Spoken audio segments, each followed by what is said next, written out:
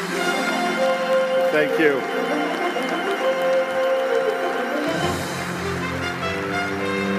Well, thanks very much, ladies and gentlemen.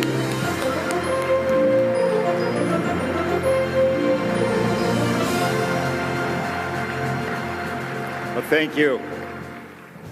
Thanks very much, Secretary Peters, old friend. Ladies and gentlemen, Secretary Wilson, General Goldfein, I'm really honored to be here. Thank you for inviting me to this great get-together of our greatest Air Force in the world.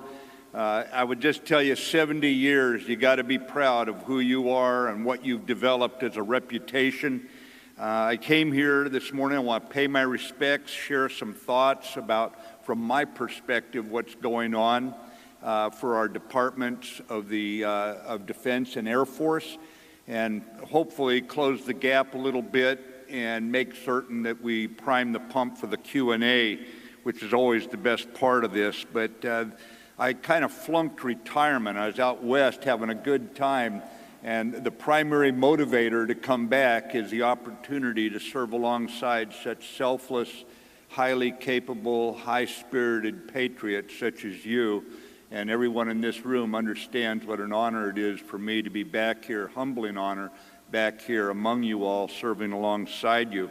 You look around this room, the integrity and the dedication to service that we just take almost for granted from one another. We look at one another, we know where we're at. We may not have ever met each other before, and yet we do know each other when we walk into this sort of an assembly here. The excellence that's here, the dedication to service.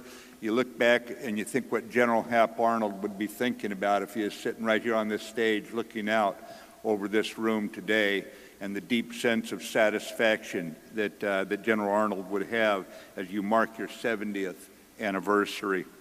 Since your founding, I believe that American air superiority that was built on your reputation in World War II has held firm all these years. And you're the ones who, in your formative years, you flew against Ploesti, you patrolled MiG Alley in Korea, you flew over Vietnam. We can go on. You refused to abandon Berlin. You've fought it out so many times. You're in the skies today over Iraq, Syria, Afghanistan. And I would just tell you, we're going right on into the future with the U.S. Air Force where it belongs, overhead. That's a reality that we have got to marry, and we've got to ensure that this comes forward into the brave new world that we see developing around us. Americans are very proud. They're very grateful for your service. Everywhere I go, you won't believe the kudos I get, and so often it's even with specific mention of what airmen, soldiers, sailors, Marines, Coast Guardsmen are doing. And they're very proud for your devotion to this experiment in democracy. That's all America is one great big experiment that depends on each generation of Americans having enough young people like you, and you're all young compared to me, and Secretary Peters, but I would just say having enough young people. Thought I'd slide that in, Whit. But I also want to thank all the veterans here today. Those of you who once wore the uniform, you've got my color hair in many cases today, but I would say that we hope always in those of us who are on active duty in the civilian or military ranks today, we hope to live up to your legacy. I can remember going into many fights, and I would have been more afraid of letting down the veterans than I was of any enemy, cunning or capability, that we really don't want to let down those of you who went before and set such a high bar of sacrifice and of capability and of commitment to accomplishing any mission. And let me talk for a few minutes this morning about what I expect of the Air Force. There'll be no surprises, so we know one another. I do expect that you can fight well and you will win. It's that simple. I'd expand on it to some degree, but I can't. I'll simply dive deeper into the details of what I'm looking at. But I would say that America's ground and other forces have long operated with the confidence that no evil could come down upon them from above. And I can speak with some personal background on this. I remember after 9/11, that I went to see a man after a Navy fleet commander had directed me to go into Afghanistan. So I went to see a man I'll be forever proud to say I served under, a man named Buzz Mosley, who was down at Prince Sultan Air Base where the KEOC was located. Arriving there very late at night, never met him before. And I laid out for a Marine, this was kind of high tech. I had a PowerPoint slide that showed some water with a little ship painted on it. And then it showed a crossed arrow going into Afghanistan, and it had a little statute mounted, had a big X in Afghanistan. And I slid it across the table to him there about midnight at Prince Sultan at his headquarters. And he took his fingers after looking at it and put them on the scale of miles, and he marched them from the ship into the middle of Afghanistan. And then he pushed the map back across the table to me and said, "Are you really going to do this?" I said, "Yeah. Take about 1,000 of my best friends up there and we're going to fight." And he looked at it and he said, "Well, if you get in trouble, I'll turn every airplane in the sky over your head." And ladies and gentlemen, as a result of that, for the first time in 30 years, in my assault waves going in 350 nautical miles, refueled by KC-130s halfway there in the helicopters, we did not take artillery in our assault wave. That's how much confidence I had as he explained how he was going to take care of us. He was going to move the 2 Marine liaison officers off the KEOC floor and right up next to the 1-star, overwatching it. And I give you this as an example because one of the real strengths of the U.S. military today, probably the source of most of our strength, is the jointness, is the ability to put together different capabilities and come up with a synergy that it far exceeds the 2 + 2 or whatever the arithmetic equation would make you think we would be at, because with protectors of the high ground, you unleash enormous capabilities on the low ground, down there where the terrestrial creatures are that I spent a fair amount of time with. Yet it's good to remind ourselves as we sit here today that Americans have no God-given right to victory on the battlefield. And among a crew like this, I know that doesn't take a lot of detailed explanation. You recognize that capability, that commitment, that loyalty, that courage, that cunning all have to come together with training and recruiting the right people and rewarding the right behavior if we're going to maintain the ability to fight and win, because we never want to come in second. We've seen that before when America was not ready. We saw it in North Africa at the beginning of World War II. We saw it in Korea at the beginning of that war, and we do not ever want to be caught in that position. We need the Air Force to make clear to our adversaries, make very clear to our adversaries, it is much better for them to deal with Secretary Tillerson in the State Department. They don't want to deal in combat with the U.S. Department of Defense. So all that you do in our Air Force,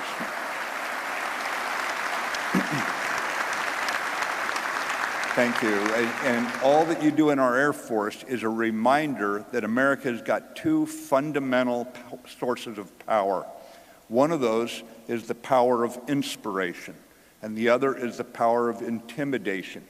And you represent, rightly, the power of intimidation, even though you are often the best ambassadors, the most reassuring ambassadors to allies and friends who are trying to keep the peace.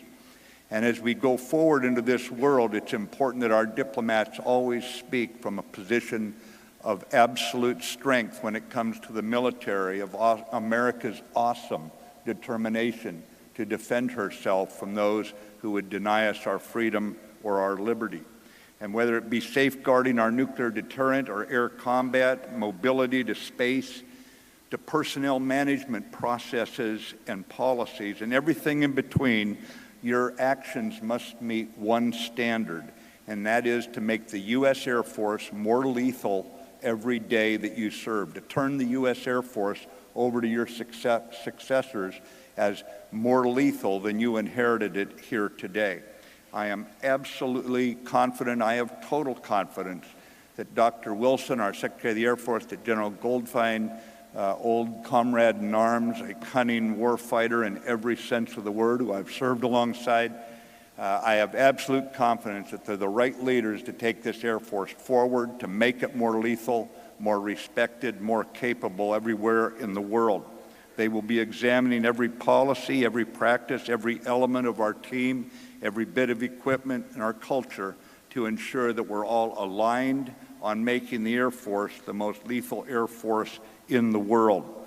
We're going to have to actively encourage the initiative and aggressiveness that I see in the young airmen just walking in the hallways here, out there at the very furthest edges of the Air Force enterprise, so their ideas, their initiative is being harnessed and brought forward. On the DoD level, I would just tell you we're pursuing 3 lines of effort, and the first one, no surprise to you, is building a more lethal joint force, and it's absolutely essential that the Air Force be in the front rank in that effort. But we're also working on a second line of effort to strengthen international alliances and partnerships. If I was to give you a mental model for this, ladies and gentlemen, it goes back to the greatest generation coming home from World War II, having grown up in economic depression, having been through a war that killed tens of millions, 50, 60, 70 million, with unbelievable heartbreak, and they come home and they say, what a crummy world. And we're part of it, whether we like it or not. So let's put together the alliances and the partnerships that will make it a better world for our children. And based on that, they began to put together an alliance world for America, whether it be the NATO alliance or partnerships with other nations, because we recognized that it was absolutely critical to do so. Furthermore, the third line of effort is to reform the business practices of the departments inside, the military departments inside DoD, and especially the Department of Defense itself. And the Deputy Secretary of Defense, Shanahan, is working full-time 24/7 on that. And I mean 24/7. No matter how early I come to work, he's there ahead of time. No matter what time I leave on Sunday, he's still there working on this. And we're going to make it a more effective use of the people's treasury when we get the money in. We're going to turn it into lethality against our enemies' designs. Let me start with the lethality and the readiness issue. Churchill pointed out that wars don't always come when you're ready, and he had some background in this, as you'll remember, how the Royal Air Force had to buy time for Britain to hold on until they could amass the strength and get the alliance with the United States and everything else to turn the tide in that very desperate battle, early battles of World War II. I want to repeat here that we have no God-given right to victory on the battlefield. And in that regard, make no mistake that our adversaries are right now making concentrated efforts to erode our competitive edge. You know it, I know it, we can see it in the world around us. And I would say, too, that by contesting our supremacy in every domain, we can see it working against us in aggregate. And I want to get into more about this, because some nations that are challenging our dominance in the air are doing so through a proliferation of advanced integrated air defense networks plus fifth-generation aircraft. And I think, too, if you look at outer space, which was long considered a sanctuary of sorts, it's now contested. And then you add another domain, the cyberspace domain, at the same time. And that's now contested at the in an operating realm, at the tactical, the operational, and the strategic levels of conflict. And that means that we took several thousand years of war on land and sea, and it took us about 100 years to get another domain, air, brought to the position we're in today. And then in the last 10 years, we've seen basically 2 new domains mature into warfighting realms on us. Never in history has this happened in our past. So our air, naval, ground, and logistics bases today are also under threat of precision, all-weather, day-night guided munition bombardment, which will complicate our operations and make passive and active base defense absolutely critical in the future.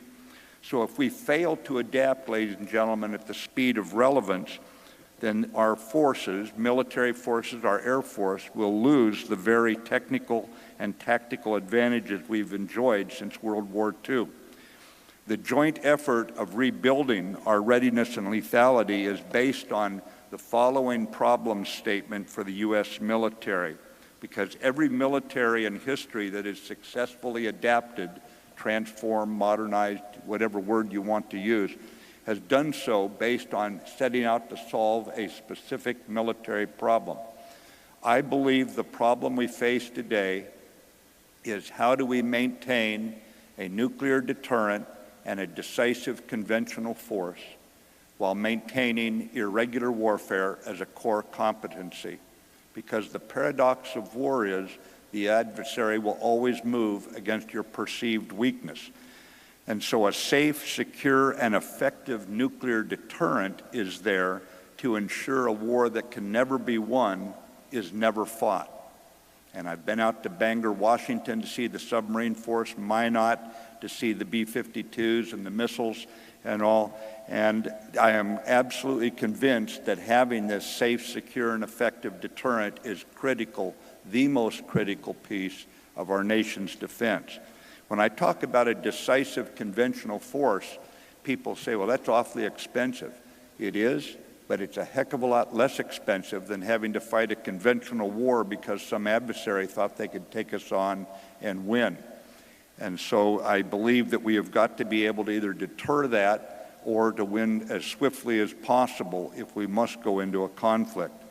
I talk about retaining irregular warfare as a core competency because we need it to safeguard America. What we do not want, ladies and gentlemen, is to be dominant and at the same time irrelevant to our nation's defense. And for those of us who were on active duty on 9/11, you know exactly what I'm referring to as we look back on that tragic day when some maniacs thought by hurting us they could scare us. Well, the U.S. Air Force doesn't scare, and you were immediately launched into the fight and you were ready. And that's our obligation to the next generation of airmen, that we will be just as ready when the nation calls. In the face of these challenges that we see around the world and recognizing this problem statement, I would also say that despite the casualties, the loss of our wonderful, beautiful young troops, thousands of them over these last 16-odd years of combat, nothing has done more damage to the readiness of our armed forces than the continuing resolutions that stop us from taking initiative, than the lack of budgetary predictability, which means our industries will not change what they are doing because they don't know if they're going to be able to get the funding the next year to keep an effort going. And you can't ask companies to take survival risk without some kind of reassurance. I bring this up because if we don't get budgetary predictability, if we don't remove the defense caps, then we are questioning whether or not America has the ability to survive. It's that simple. And I think that right now, we have got to move with the Congress, and the congressional leaders are calling for this, toward a budget, passing the president's budget, toward lifting, removing the defense caps in the current increasingly severe security situation so that we maintain our competitive edge. Otherwise, it will erode. If Congress restores managerial integrity over the budget, this will enable us to invest in the critical warfighting capabilities, including in space and cyberspace, where we need new starts in order to take advantage of what our industry can deliver if we are willing to invest there. And I think, too, we have to look at how we conduct in the future global strike, close air support, global intelligence, global mobility, global surveillance, global command and control. And that includes looking beyond pure technological means on command and control as we look toward the initiative of airmen who might see their headquarters cut off from them, and they've got to act anyway in defense of our country, because in cyberspace there's more and more, I would call it attack capability in the hands of enemy to take down our command and control systems than we have seen in the past time. So that's what we're talking about when we talk about lethality and what I believe needs to be done. Our second line of effort is the strengthening of alliances and building new partnerships. And I just remind everybody here that few of us, in my case, never did I fight in an all-American formation. I've always fought alongside coalition partners. And it's not easy. As Churchill put it, the only thing tougher than fighting with allies is fighting without them, because we're all different. And we understand that. And we're all built from our formative experiences as young NCOs, as young officers, and we have a certain way of doing business. And we have to recognize at times that that can actually get in the way of building alliances when it's on the military side. Why do I emphasize it? Because history is compelling on this point, that nations with allies thrive and those without allies decline. It's that simple. I can go through all the way back thousands of years and keep pointing out that you will stagnate and wither if you do not have allies at your side. So to our allies and any partners here in this room, I would just say thank you for standing with us. In Iraq today, we have allies. In Afghanistan, 39 nations stand together. In the Defeat ISIS campaign, there are 69 nations and 4 international organizations, including the Arab League, NATO, Interpol, and European Union, that are together helping on the Defeat ISIS campaign. But ultimately, it comes down to America to breathe confidence and capability into these alliances so that they feel like they can actually have the success that the world's leader can help breed in all of their forces. And I think this is absolutely critical, and we have to recognize that our organizations, our processes, and procedures have got to be allied friendly. They've got to be welcoming. And the point I would make to the American officers in the room is that we must be willing to do more than to listen to our allies. We must be willing to be persuaded by them, and there's a whale of a difference between listening to somebody else's different idea and then going right on about the way you were going to do it, and being willing to be persuaded. And remember, not all the good ideas come from the nation with the most aircraft carriers. The third line of effort goes to the heart of our competitive edge, and that is reforming the department and its business processes and gaining full value from every taxpayer dollar spent on defense. And we must do this, ladies and gentlemen. We have got to be very, very careful about where we spend and what we do with the money, and make certain that what we're doing is making the department more lethal. That's what our country, men and women, expect of us. And we do not want to lose the confidence of the Congress, the confidence of the American people, that in fact we are gaining full value. And that's the only way we're going to win and sustain the trust of the American people. Reforming the department is going to take the acquisition enterprise being reformed, and we're looking at how we break that out between software and hardware to take advantage of software development. Do we really need to have the same procedures when we're doing a small program as when we're doing a major aircraft program? All these things are being looked at, and I've got some great people coming in to help, from Deputy Secretary Shanahan to Undersecretary Ellen Lord. These are people who know what they're doing. There's nothing new under the sun other than the opportunities and the challenges that they then apply a very rigorous and disciplined problem-solving effort to. So we'll be moving very, very aggressively on this. It's going to require delegating decision authority in many cases to the outer edges of the enterprises, and to unleash the great ideas we find among our bright and committed airmen. It's also important to integrate this across the joint force, because the real strength we've exhibited over 16 years of war is jointness. It's integrating the capabilities together. And I was just talking to Chief of Staff of the Air Force, and we're standing here in front of the room talking about new ways to do the JSTARS mission. I'm eager to hear these efforts to help one another, the other services. No service doing anything that reveals the other service being in a weaker position. We're out to make each other stronger to gain that synergy.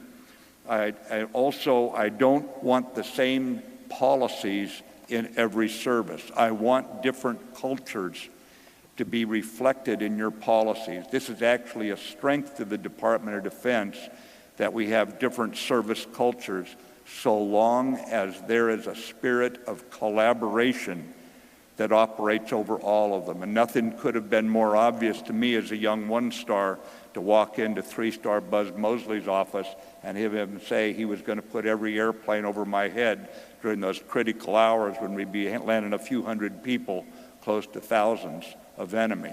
And at that point, I knew it was over for the enemy. I was not concerned when my troops closed in on them what would be the outcome. The skill, the ferocity, the ethics of our troops, of my young Marines and sailors, I knew what would happen. My concern was the broader issue, and General Mosley took that issue right off the table, that we would not be in a position of operational checkmate thanks to the airmen in the skies overhead.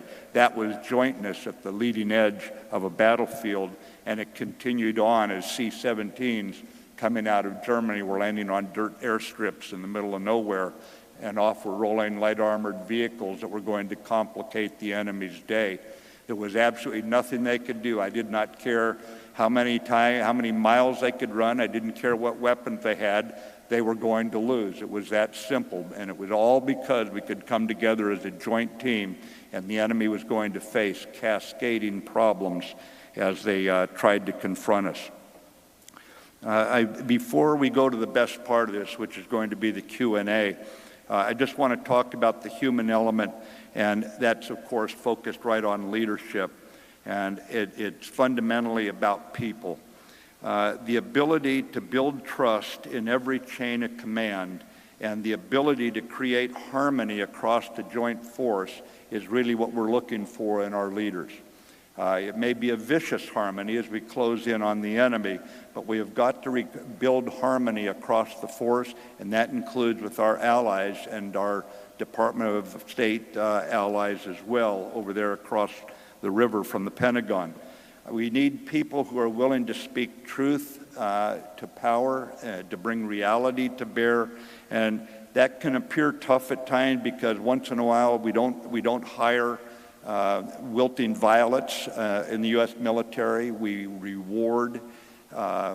definitely reward initiative and aggressiveness, but we've got to be open to those mavericks, to those people who think differently, because we don't want to be surprised on the battlefield because we ignored the mavericks inside our own ranks.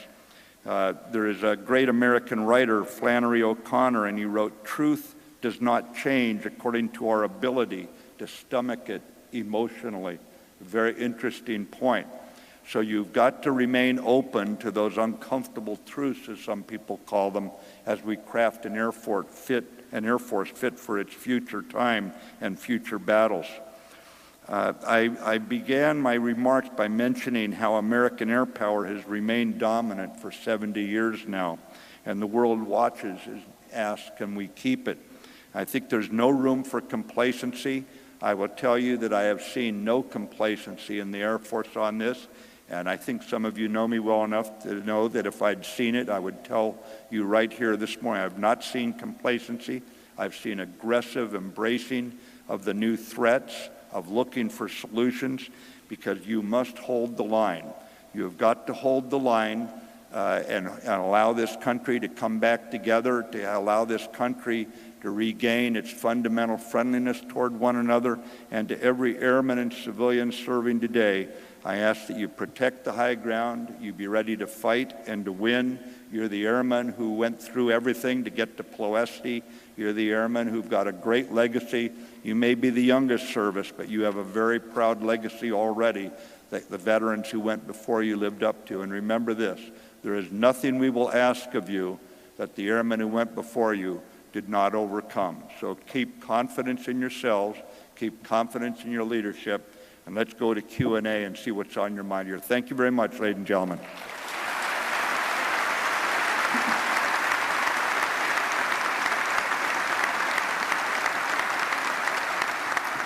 There you go. We have had a number of questions about the Middle East. I think they can be summed up in what does winning look like in the Middle East and how do we get there? What does winning look like in the Middle East and how do we get Well, all wars are local, and when we talk about winning in the Middle East is not the Middle East. There's one kind of fight going on in Iraq where we're invited in by the government that's recognized by the United Nations, where we're fighting alongside the Iraqi military. There's an altogether different fight going on, although it may look the same to an airman overhead, but a very different fight in Syria, where the Syrians had lost credibility, their government, and they did not control large swaths of the country. And to defeat ISIS, we have gone in there. That's a different sort of fight. Basically what we're going to do there, we are going to crush ISIS. There are those who questioned if we had the right capabilities there in the field. The bottom line, when the administration came in, the direction was to change it in two ways. One, to accelerate the fight and to move more swiftly against the enemy's sources of power. We knew their external operations people were conducting in fights going into Europe. You saw them in Brussels and Paris. You saw them in Turkey and those kind of places. So we had to get in and take that out. We have accelerated the fight. The second change is both in Iraq and Syria, due to the danger of foreign fighters returning home, we're trying to reduce that number. I got this loud and clear when Secretary Tillerson had the 70-odd nations and international partners organizations into Foggy Bottom here back in, I think it was March. And so we changed our tactics to take the time to encircle the places where they had strength, encircle them, and instead of fighting attrition fights where we keep pushing them away, we encircle them and fight battles of annihilation so that the foreign fighters can't get out. So that's how it looks there. ISIS goes down, and we work with the government in Baghdad in order to make certain Iraq does not find itself with ISIS 2.0 coming back.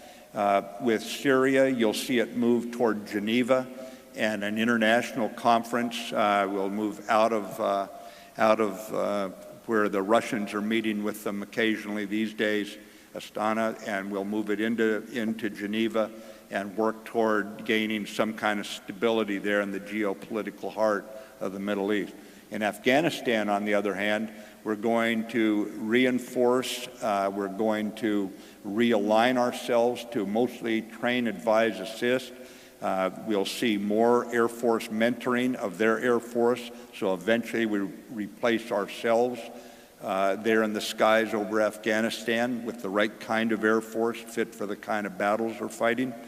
And we will, by mentoring, we will get enough of the JTACs on the ground that NATO Air Forces can come in and support those folks who are fighting there, something we have not been able to do in the past because we didn't have enough advisors.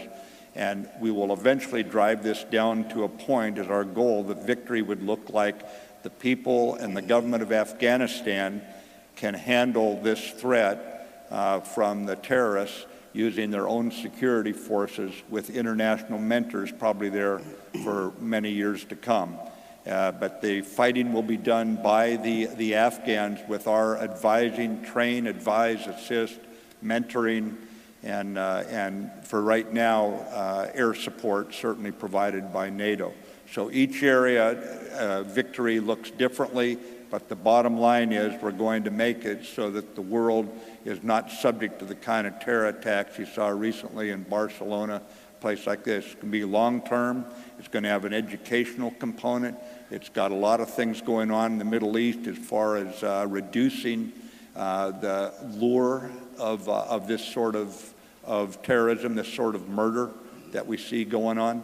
But in each area, we're trying to construct local solutions, working by, with, and through allies. Sometimes that'll be supporting, for example, the brilliantly led French campaign in the Sahel, where airmen are providing surveillance support, refueling support, this sort of thing. We've got some forces on the ground, but the French are maintaining upwards of 4,000 troops. We probably have around 20,000 African troops, And there in the Lake Chad, north of the Lake Chad Basin, you see that kind of a fight going on. Again, by, with, and through allies, which is why that second line of effort is so important. This is a question I'm sure you didn't anticipate. What's your take on North Korea, and what can we do about it? Well, obviously, North Korea has been a problem. It goes back to the days we worked together. You recall under Dr. Perry and Senator Cohen, our secretaries of defense in those days. The international community is aligned on this. How many times have you seen China, Russia, France, the United States, I can go on, United Kingdom, all voting in a unified position in the UN Security Council? That gives you an idea of the degree of international concern and the alignment of the international interests to stop the provocations, to stop the nuclear program there in North Korea. It is still a diplomatically led effort. It is one that is fully supported by the Department of Defense in terms of ensuring that the military options exist. And for right now, you see it as a primary effort up at the United Nations General Assembly meetings that are going on this week in New York. We continue to press on the diplomatic level, and that includes economic sanctions, of course. But at this time, we must also recognize the somber reality that military options must be available in order to protect our allies and ourselves. Perhaps a somewhat easier question. What's your take on the current state of jointness? And if it's not good, what do we need to do to improve jointness?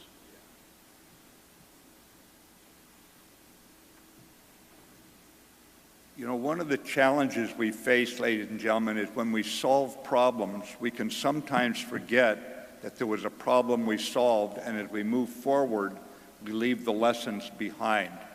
I think the most important thing on jointness is that we make certain that young officers, probably in their mid-careers, have sufficient time in joint staffs that they learn how they bring their capability, and I want no misunderstanding, I want young NCOs and young officers sharpening their core competency in each of their services.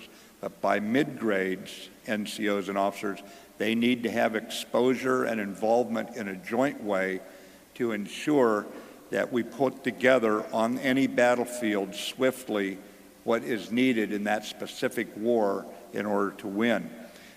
My concern would be if we forgot the lessons that we have taken so long to learn. I don't believe it will happen in this generation of airmen, soldiers, sailors, Marines. I don't believe it will happen because we have spent so much time operating together that now it's kind of ingrained in it. It's part of our formative experience. But if coming out of these wars we do not maintain joint integrated exercises, then we could lose that very lesson. Right now, that's not happening. It's very clear as I talk to soldiers how much they know they depend on air support. It's very clear when you talk to sailors, they know what they need to do to support the troops on the ground. I can go on. So I think right now we're in pretty good shape on jointness, but we do not want to lose the lessons learned the hard way, and militaries have lost those lessons many times in history, and the result has usually been a pretty traumatic event at the opening of the next fight. We also have to learn now where can we adapt to the new realities and make certain that we're carrying jointness into those realities. We're not thinking that this is all about one service. Again, it's got to be a spirit of collaboration that permeates the entire joint force, where we're always looking for how to improve another force's ability to create defeats for the enemy. As a young infantry second lieutenant looking at a map and considering a problem many years ago in the last millennium, that's how long ago it was, I'll never forget, in those days we had F4s, an F4 pilot in my infantry battalion, because they're assigned at that level, tapping me on the shoulder and say, "Watch this, Lieutenant, you're not going to have that problem when you get there." So it's good to have your mind opened by people who bring their capabilities to bear and aggressively look for opportunities to solve each other's problem. And that's what I'm counting on the U.S. Air Force for. I think, this conference has a lot of industry folks here as well. I think there's become a general feeling that the kind of collaboration which we're trying to get in the joint world doesn't also extend to industry, that industry needs a more collaborative environment, that they don't feel they get enough sense of where you want them to go, and yet they are willing to invest money to try to help you go there. So I think the question is, do you have any thoughts about how you could engage industry better than it currently is being engaged? Yeah, it was interesting when I came into the job. I met with a bunch of folks in industry. First of all, I became aware that some people thought, well, you can't really do that. And I said, why not? They're Americans, aren't they? Last time I checked, they were on our side. And so, woo! Yeah, I mean, and sure enough, you can find the smart lawyers, and there are some, believe it or not, and they came in and said, of course you can meet with them, you just can't meet with one and show favorites, which I understand. In our job, we can't do that. But what struck me when I met with the industry leaders was how they had very good relations with certain elements of the Department of Defense, and others had no relationship. And when I dove more deeply into it, I found the very thing that I'd run into initially, which was some of the services had gotten to the point of paralysis because they felt they could not speak to members of industry, representative of industry, because somehow it was illegal. I mean, there are right ways to do this where you never violate our ethical rules. There's a reason why our industries are trusted. But at the same time, we must maintain the trust of the American people that we're not doing some subtle modifications to the fair practices of our acquisition efforts. And so I think that the most important thing is that we open the lines of communication in a way that consider industry, American industry and allied industries where it's appropriate, as partners in this effort. And I think the most important thing is to get the communication going again in the areas where it's language. Now, there's some areas where it's very healthy, and from R&D efforts and everything else, there's a lot of back and forth, a lot of sharing, and a lot of exploration that's very, very valuable. So it's a mixed bag right now.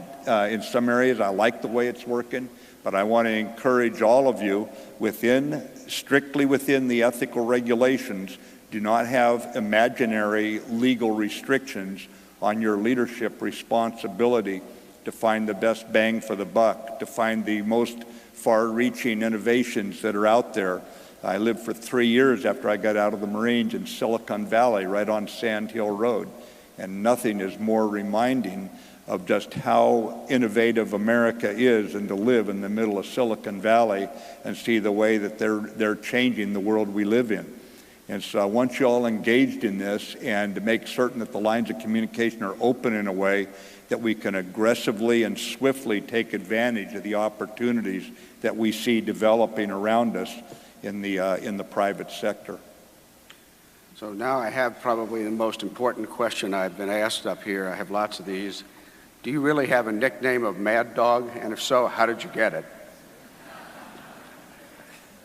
Trust Secretary Peters to ask that one, Ladies and gentlemen, it was never my call sign. Even my troops laughed at it when they read it in the newspaper. It was a slow news day, I think, and somebody made it up. I was always known, my call sign was Chaos. No.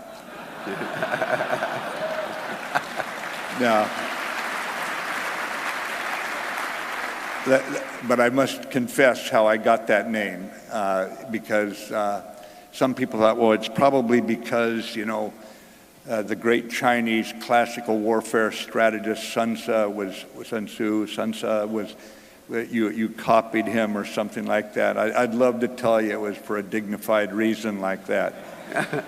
In fact, when I was a regimental commander of 7,500 sailors and Marines out in the Mojave Desert, there was nothing to do but go blow up the desert. So we would, I always had good ideas. At least I thought they were very good ideas. And one day, walking out of my operations officer's office, I noticed chaos written on his whiteboard. I said, what's this about? Curious, you know, we all are. He said, oh, you don't need to know that. And of course, right away, you know, up goes the all. So what's it about? And he finally kind of said, well, it means the colonel has an outstanding solution. And it was very much tongue-in-cheek, ladies and gentlemen. They didn't consider all my solutions quite as outstanding as I enthusiastically promoted them. So, but I liked what my irreverent troops had used there, so I adopted it as my call sign. So no, there was never a bad dog in there other than some press person who needed a little bit of a fantasy life fulfilled, I think. Thanks very much, Mr. Secretary. Thanks, everybody.